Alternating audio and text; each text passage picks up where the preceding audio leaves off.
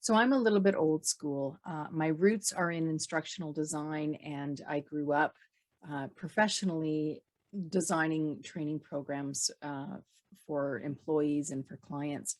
And one of the important parts about designing a program is making sure that it's going to be effective and folks are actually going to learn and be able to do something differently. And one of the books, if I can get the lighting here working, that I go back to is Preparing Instructional Objectives by Mager. And this is part of the Mager six pack, which my edition's from 97, but I think the first one is from the 60s or even the 70s. And he really outlines what a learning objective is and how to structure a learning objectives. So that's a really important part. And I'm going to talk about it in a moment, but I want to also acknowledge that I don't think learning objectives are enough. Learning objectives describe what people learn in the course, but to make sure that it's going to have an impact on performance, we want to really look at performance objectives as well. So what is the person going to be able to do as a result of taking the course? And then ideally, we also want to look at the business objectives or goals.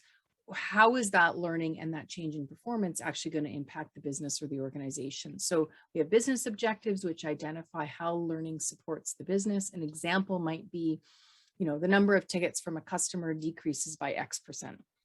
We have performance objectives, which identify what the employee will be able to do. An example of that might be participants will be able to use templates and a process to design a course for online delivery.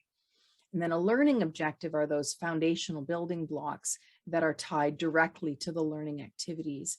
And an example of that might be create slides and participant materials for a portion of an existing in-person course. It's a bit of a mouthful. And the criteria that are really important in that learning objective that Mager outlines are three things. So first of all, it starts with a verb. It's focused on doing something performance related. So it starts with a verb that's observable or actionable. There's a condition. So, what are the tools or the resources that will help somebody do that learning objective?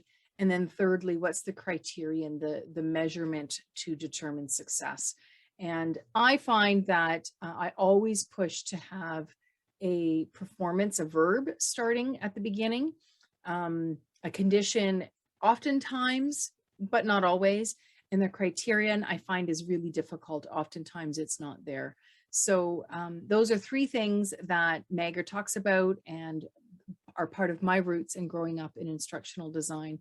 And I think serve as a really good starting point for making sure that any training program that's going to be created is going to be anchored in what people learn and that it's measurable, but also what are they going to be able to do as a result.